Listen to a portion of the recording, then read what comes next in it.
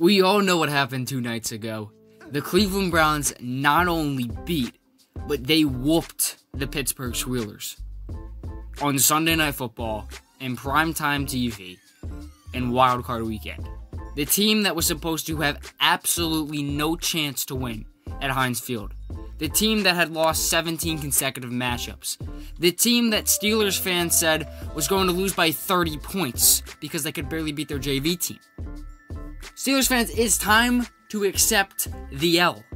Okay? You can't say anything for the next 8 months until you get to play us again. You have to be quiet the entire offseason because you lost to a bunch of nameless gray faces. My name's RZFL Sports. I know I should be moving on to Kansas City right now, but I need to make a video on this. We've come off of hiatus. I haven't uploaded an actual video since November. Hopefully we get back in the swing of things. Make sure you leave a like and subscribe. The first ever RZFL Awards will be happening on this channel. I'm going to leave it in the comments section, a variety of different, all the accolades and awards. It's going to be voted strictly by comments. Basically, you leave a comment for whoever you say should win this award. So let's say Coach of the Year, Kevin Stefanski. You leave a comment. Every like on that comment counts as a vote. I'll automatically like the comment. Even if you tell me TJ Watt should be Defensive Player of the Year, it's okay. I'll like the comment, and that's what we'll roll with. But right now, we're going in, we're reviewing this game, and I'm going a little bit more behind the scenes of stuff that not as many people have talked about. Obviously, we know of the historic, poetic, I keep wanting to use the word poetic because it was just so brilliantly artistic the way the Browns got out to a 28-0 lead. I have never screamed louder in my life for the Browns to jump on that ball at the beginning, the first play of the game, where Marquise Pouncey snapped it over Big Ben's head and Carl Joseph picked it up for a touchdown. That was crazy. It took me from believing everything I've heard all week, the Browns don't have a chance, to, we could actually win this game. And then when MJ Stewart decided to go full Odell and Jarvis Landry did what Jarvis Landry does best, ball out against the Steelers, cook anyone that they have, break their ankles, you name it, scores a touchdown, it's 14-0. I knew from that very moment that the Browns were going to have a solid chance of winning the game as long as their defense could hold and pull through. And that defense, even though of how badly it played in prevent coverage and how it allowed Big Ben to throw for 500 yards, it came through.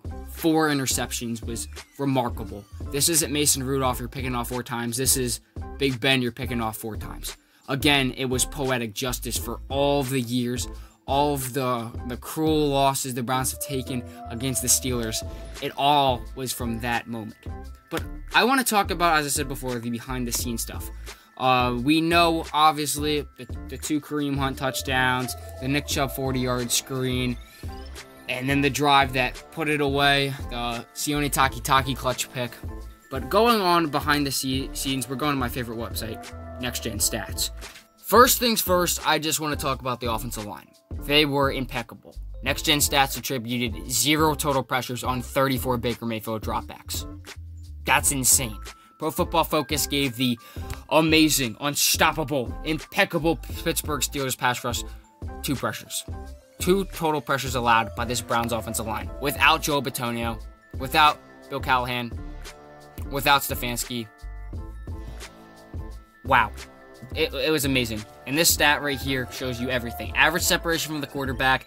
It's in the Next Gen Stats game recap thing. League average is 4.52 yards away per pass rush snap. All 4 of the Browns guys, Adrian Claiborne, Myles Garrett, Sheldrick Redwine, and Larry Ogunjobi, were all closer to Big Ben at all times than Stephon Tuitt, the #1 guy on the Steelers pass rush. Watt, nowhere to be found. Cassius Marsh, nowhere to be found. Cam Hayward, nowhere to be found.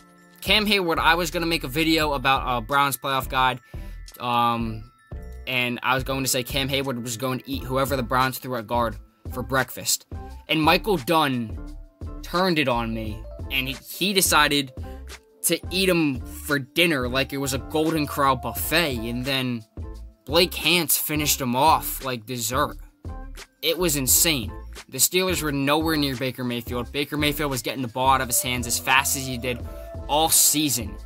And it frustrated the Steelers front the entire night. Their corners could not hold up at all, and I was going to talk about how their secondary is very vulnerable because they have a lot of people that cannot tackle and they cannot withstand coverage for a very long time. And the Browns just straight up exposed them. No one could touch Landry. Landry was dancing on them the entire night. Higgins was dancing on them a little bit. They couldn't do anything. The Browns didn't even need to use the deep ball to take advantage of that secondary, and especially with the run going, Kareem Hunt running out of his mind, and then Nick Chubb being Sir Nicholas Chubb. The Steelers had absolutely no hope at all in any phase of anything. And let's take a look at that Nick Chubb 40-yard screen that basically said, you know what, Browns, you're not blowing this one. That screen was only supposed to get 9 yards after the catch. He caught it 2 yards behind the line of scrimmage. It was supposed to be a gain of 7. Chubb took that and made it into 42 yards after the catch, a total gain of 40 and a touchdown.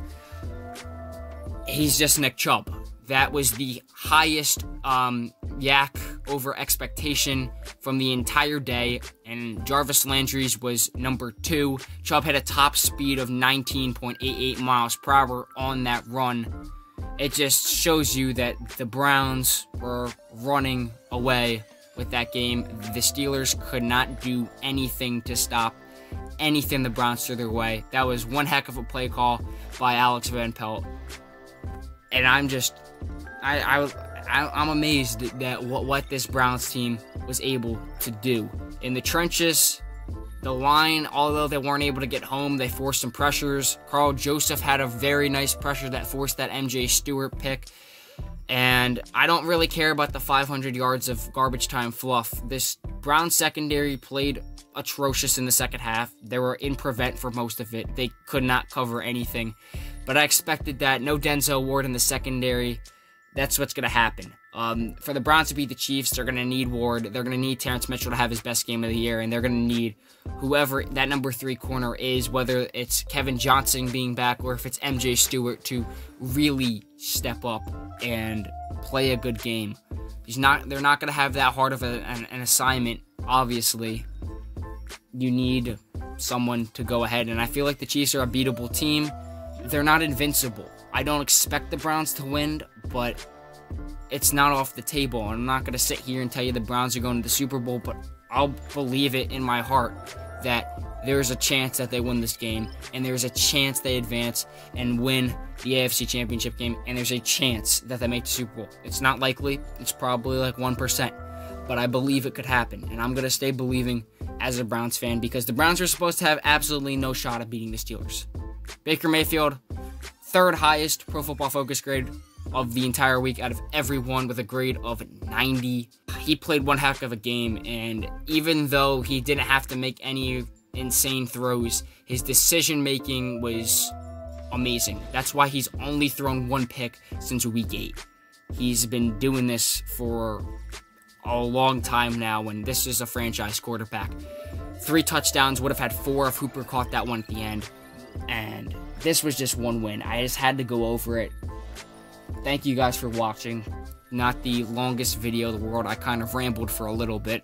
But hopefully we have real content coming back soon. I want to go on an Aaron Donald Defensive Player of the Year campaign just to rub in some more salt to Steelers fans. I think that would be pretty fun. And maybe a Taylor Heineke video. I have that idea as well. And hopefully we build on this and we'll have more videos coming out shortly. We're trying to build up the brand. Go follow us on TikTok, Instagram, and Twitter. And that's the video. Thank you guys for watching. This is RZFL Sports. Vote for the RZFL Award Show. And we're signing off. Bye, guys. Boys, just the same old Browns!